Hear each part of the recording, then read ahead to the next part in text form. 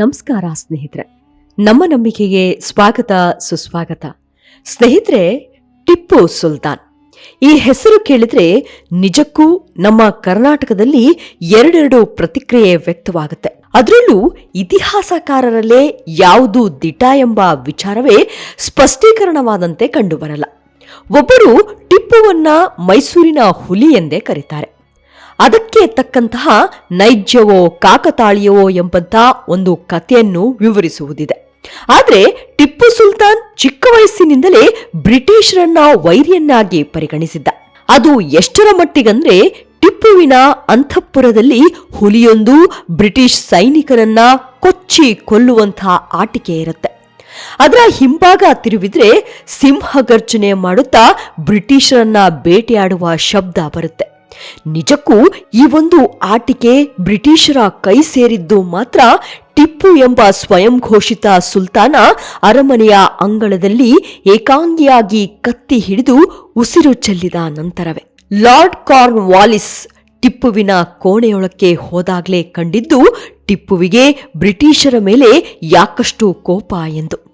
ಆದರೆ ಟಿಪ್ಪುವನ್ನ ನಾವೆಲ್ಲರೂ ಒಪ್ಪಿಕೊಳ್ಳಲೇಬೇಕು. ಟಿಪ್ಪು ಮತಾಂಧ ಎನ್ನುವವರು ಒಂದು ಕಡೆ, ಟಿಪ್ಪು ಜನಾನುರಾಗಿ ಸರ್ವಧರ್ಮ ಹಿತಾಸಕ್ತಿ ಉಳ್ಳವನು ಅನ್ನೋದಕ್ಕೆ ನಾನಾ ಉದಾಹರಣೆಗಳನ್ನ ನೀಡ್ತಾರೆ.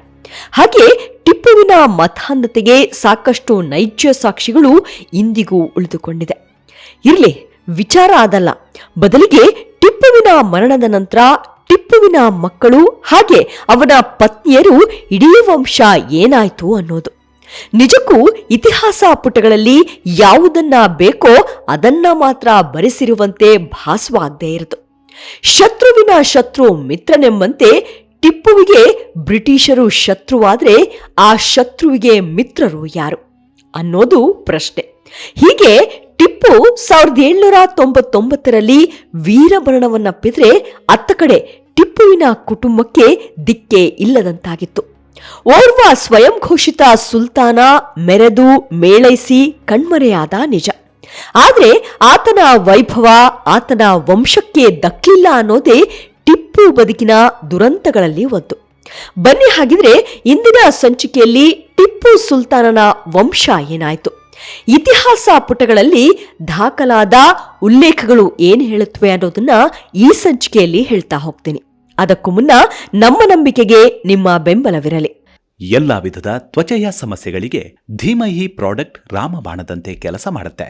ಕೇವಲ 3 ದಿನದಲ್ಲೇ ವ್ಯತ್ಯಾಸ ನೋಡ್ತೀರಾ. ಯಾವುದೇ ಅಡ್ಡ ಪರಿಣಾಮಗಳಿಲ್ಲ.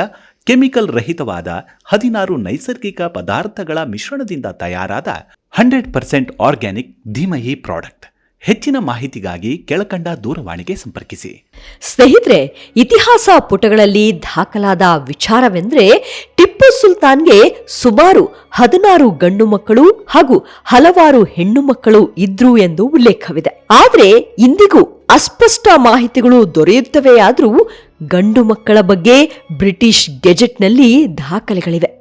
ಟಿಪ್ಪು ಸುಲ್ತಾನನ ಪ್ರಮುಖ ಗಂಡು ಮಕ್ಕಳೆಂದ್ರೆ ಫತೇಹ ಹೈದರ್, ಮೊಹಿಜುದ್ದೀನ್, ಮೊಯಿನುದ್ದೀನ್, ಅಬ್ದುಲ್ ಖಾಲಿಕ್, ಅಬ್ದುಲ್ ಮಲಿಕ್, ಗುಲಾಂ ಮೊಹಮ್ಮದ್, ಗುಲಾಂ ಹೈದರ್ ಹೆಸರಿನ ದಾಖಲೆಗಳಿವೆ.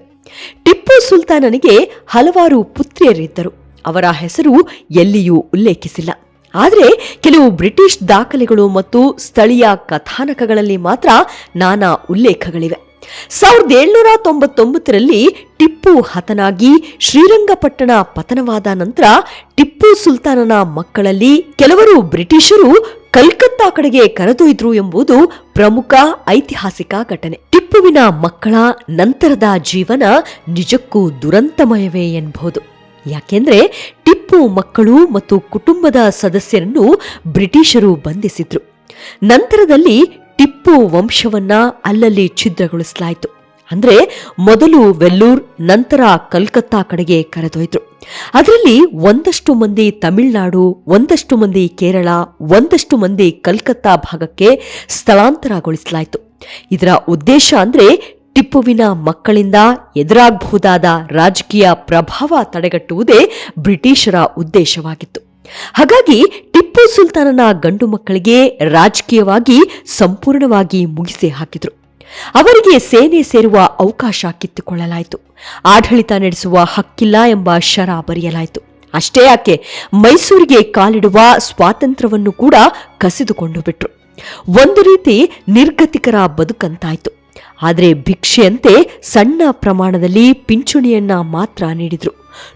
ನೋಡುತ್ತಲೇ ಸಾಮಾನ್ಯರಂತಾಗಿ ಬಿಟ್ರು ಟಿಪ್ಪು ಕುಟುಂಬಸ್ಥರು. ಇದೇ ಹಾದಿಯಲ್ಲಿ ಬಹುತೇಕರು ಜೀವ ತ್ಯಜಿಸಿಬಿಟ್ರು. ಕೆಲವರು ಯೌವನಾವಸ್ಥೆಯಲ್ಲೇ ಅನಾರೋಗ್ಯಕ್ಕೆ ತುತ್ತಾಗಿ ಸೂಕ್ತ ಚಿಕಿತ್ಸೆ ಸಿಗದೆ ಪ್ರಾಣ ಕಳೆದುಕೊಂಡ್ಬಿಟ್ರು.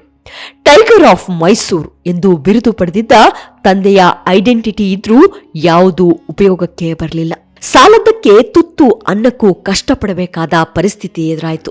ಇನ್ನು ಹೆಣ್ಣು ಮಕ್ಕಳ ಪರಿಸ್ಥಿತಿ ಹೇಗಿತ್ತೆಂದ್ರೆ, ಮೈಸೂರಿನ ರಾಜವಂಶಗಳಿಂದ ದೂರವಿಟ್ಟು ಸಾಮಾನ್ಯ ಜನರನ್ನೇ ವಿವಾಹವಾಗುವಂತೆ ನೋಡಿಕೊಂಡ್ರು. ಅದರಲ್ಲೂ ರಾಜಕೀಯ ಪ್ರಭಾವ ಬರುವಂತಹ ಯಾವುದೇ ವಿವಾಹಗಳನ್ನ ಬ್ರಿಟಿಷರು ಅನುಮತಿಸಲಿಲ್ಲ. ಬಹಳಷ್ಟು ಮಕ್ಕಳು ಮೈಸೂರಿಗೆ ಮರಳಲಿಲ್ಲ. ಕೆಲವರ ಸಂತತಿಯವರು ನಂತರದ ದಶಕಗಳಲ್ಲಿ ತಮಿಳುನಾಡು, ಪಶ್ಚಿಮ ಬಂಗಾಳ, ಕೇರಳಗಳಲ್ಲಿ ನೆಲೆ ನಿಂತರು ಎಂದು ಇತಿಹಾಸ ಹೇಳುತ್ತೆ. ಬ್ರಿಟಿಷರ ವ್ಯವಸ್ಥಿತ ಪಿತೂರಿ ಹೇಗಿತ್ತೆಂದ್ರೆ, ಟಿಪ್ಪು ಸುಲ್ತಾನನ ಕುಟುಂಬವನ್ನ ಉದ್ದೇಶಪೂರ್ವಕವಾಗಿ ಇತಿಹಾಸದ ಪುಟಗಳಲ್ಲಿ ದಾಖಲು ಮಾಡಲೇ ಇಲ್ಲ. ಟಿಪ್ಪು ನಮ್ಮ ಕಾಲಬುಡದಲ್ಲಿಯೇ ಸತ್ತ.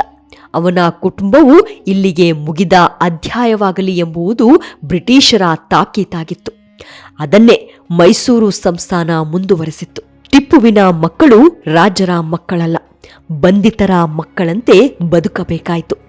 ಅದರಲ್ಲೂ ಟಿಪ್ಪುವಿನ ಮೊದಲನೆಯ ಮಗನಾದ ಫತೇಹ ಹೈದರ್ನ ಕುರಿತಾದ ಕತೆ ನಿಜಕ್ಕೂ ಶೋಚನೀಯವೇ. ಬಾಲ್ಯದಲ್ಲೇ ಯುದ್ಧ ತರಬೇತಿ, ಕುದುರೆ ಸವಾರಿ, ಶಸ್ತ್ರಾಸ್ತ್ರ ವಿದ್ಯೆ, ಇಸ್ಲಾಮಿಕ್ ಹಾಗೂ ಪರ್ಷಿಯನ್ ಶಿಕ್ಷಣ ಪಡೆಯುತ್ತಿದ್ದ ಈತ ಟಿಪ್ಪು ಸುಲ್ತಾನನ ನಂತರದ ಯುವರಾಜನೆಂದೇ ತರಬೇತಿ ಕೊಡ್ತಿದ್ದ. ಶ್ರೀರಂಗಪಟ್ಟಣ ಯುದ್ಧದಲ್ಲಿ ಟಿಪ್ಪು ಸುಲ್ತಾನ್ ವೀರಮರಣವಾದಾಗ ಫತೇಹ ಹೈದರ್ ಇನ್ನೂ ಯುವಕನಾಗಿದ್ದ. ಬ್ರಿಟಿಷರು ಮಗನನ್ನ ತಕ್ಷಣ ಬಂಧಿಸಿದರು. ಮೊದಲು ವೆಲ್ಲೂರ್, ನಂತರ ಕಲ್ಕತ್ತಾಗೆ ಕರೆದೊಯ್ಯಲಾಯಿತು. ಯಾಕೆಂದರೆ ಬ್ರಿಟಿಷರ ದೃಷ್ಟಿಯಲ್ಲಿ ಅವನು ಅಪಾಯಕರ ವಾರಸುದಾರನಾಗಿದ್ದ. ಮುಂದೆ ಮತ್ತೆಂದೂ ಮೈಸೂರಿಗೆ ಕಾಲಿಡಲೇ ಇಲ್ಲ. ಆತನಿಗೆ ಬ್ರಿಟಿಷರು ಸಣ್ಣ ಮೊತ್ತದ ಪಿಂಚಣಿ ನೀಡಿದರು. ಆದರೆ ಅದು ರಾಜ್ಕುಮಾರನ ಜೀವನಕ್ಕೆ ಸಾಲುತ್ತಿರಲಿಲ್ಲ. ಜೊತೆಗೆ ಆತನ ಮೇಲೆ ಸದಾ ಮೇಲ್ವಿಚಾರಣೆ ನಡೆಸಲಾಗ್ತಿತ್ತು. ಆತನ ಪ್ರತಿ ನಡೆಯ ಮೇಲೂ ಹದ್ದಿನ ಕಣ್ಣಿಡಲಾಗಿತ್ತು. ಗೂಢಾಚಾರಿಗಳನ್ನ ನೇಮಿಸಲಾಗಿತ್ತು.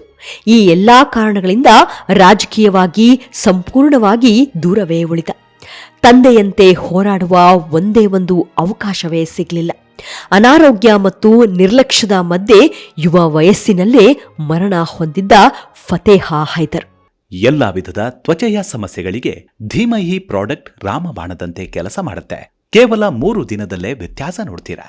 ಯಾವುದೇ ಅಡ್ಡ ಪರಿಣಾಮಗಳಿಲ್ಲ.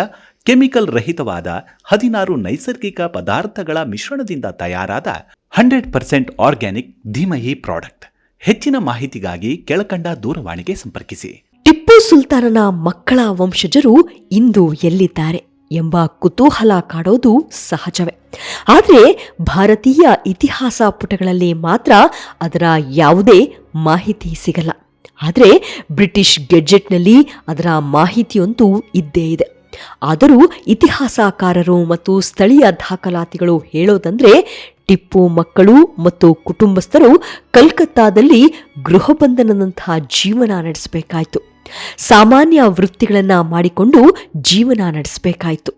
ಇಂದಿಗೂ ಕೆಲ ಕುಟುಂಬಸ್ಥರು ನಾವು ಟಿಪ್ಪುವಿನ ವಂಶಜರು ಎಂದು ಹೇಳಿಕೊಳ್ಳುತ್ತಾರೆ. ಆದರೆ ಅದಕ್ಕೆ ದಾಖಲೆಗಳೇ ಇಲ್ಲ. ದಾಖಲೆಗಳಿಲ್ಲದನ್ನ ಒಪ್ಪುವ ಸಮಾಜ ನಮ್ಮದಲ್ಲ. ದಾಖಲೆಯನ್ನೇ ನಮ್ಮ ಸರ್ಕಾರ ಕೂಡ ಪರಿಗಣಿಸುತ್ತೆ. ಮತ್ತು ಕೆಲ ಕುಟುಂಬದ ಸದಸ್ಯರು ತಮಿಳುನಾಡಿನ ವೆಲ್ಲೂರು ಅಥವಾ ಆರ್ಕಾಟ್ ಪ್ರದೇಶದಲ್ಲಿ ನೆಲೆ ನಿಂತರು. ಇಂದಿಗೂ ಮಧ್ಯಮ ವರ್ಗದ ಕುಟುಂಬದವರಾಗಿದ್ದಾರೆ. ಅತಿ ಶ್ರೀಮಂತ ಕುಟುಂಬ ಇಂದು ಈ ದೇಶದಲ್ಲೇ ವಿರಳ. ಅವರಿಗೆ ಯಾವುದೇ ರಾಜಕೀಯ ಸ್ಥಾನಮಾನವಾಗಲಿ ರಾಜಕುಲ ಗೌರವಗಳಾಗಲಿ ಮನ್ನಣೆ ಸಿಗ್ತಿಲ್ಲ. ಇನ್ನು ಕೆಲ ವಂಶಜರು ಮಲ್ಬಾರ್ ಪ್ರದೇಶದ ಮೂಲಕ ಕೇರಳದಲ್ಲಿ ನೆಲೆಸಿದ್ದರೆಂಬ ಉಲ್ಲೇಖಗಳಿವೆ. ಅಲ್ಲಿಯೇ ವ್ಯಾಪಾರ, ಶಿಕ್ಷಣ ಕ್ಷೇತ್ರಗಳಲ್ಲಿ ಗುರುತಿಸಿಕೊಂಡಿದ್ದಾರೆ ಎಂದು ಹೇಳಲಾಗುತ್ತದೆ. ನಂತರ 1647ರ ಭಾರತ ವಿಭಜನೆಯ ನಂತರ ಕೆಲ ಕುಟುಂಬದವರು ಪಾಕಿಸ್ತಾನಕ್ಕೆ ವಲಸೆ ಹೋದರು ಎಂಬ ಮಾಹಿತಿ ಇದೆ. ಆದರೆ ಇದು ಕೇವಲ ಮೌಖಿಕ ಇತಿಹಾಸವಷ್ಟೇ.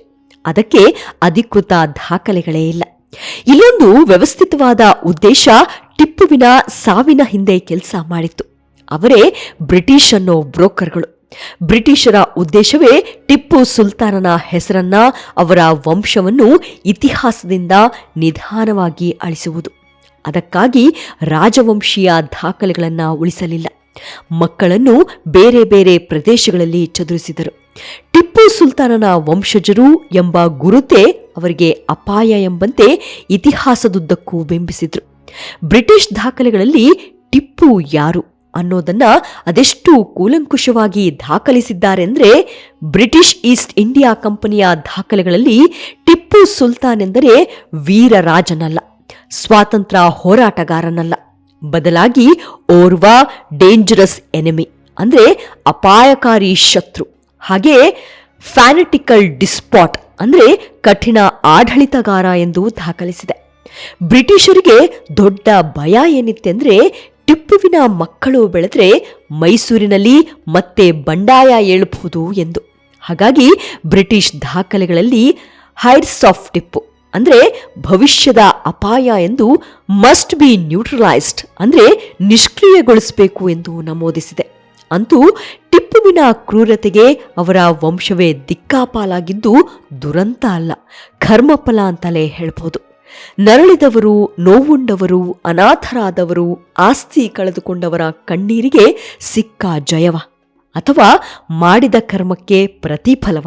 ನಿರ್ಧಾರ ನಿಮಗೆ ಬಿಟ್ಟಿದ್ದು. ಮುಂದಿನ ಸಂಚಿಕೆಯಲ್ಲಿ ಮತ್ತೆ ಸಿಗೋಣ.